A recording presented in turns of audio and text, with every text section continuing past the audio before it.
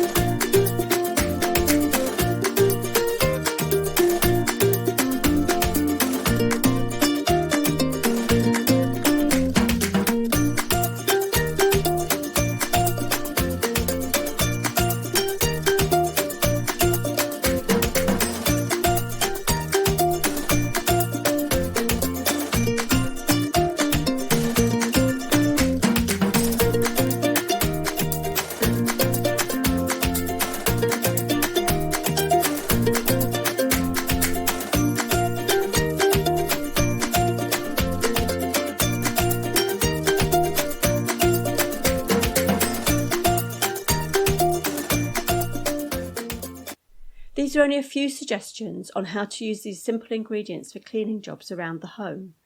They may need a bit more elbow grease than we've become used to and take time to work, but they are much kinder to the environment.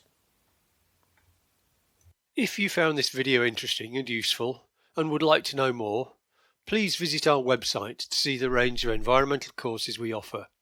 You can also find us on LinkedIn and Twitter.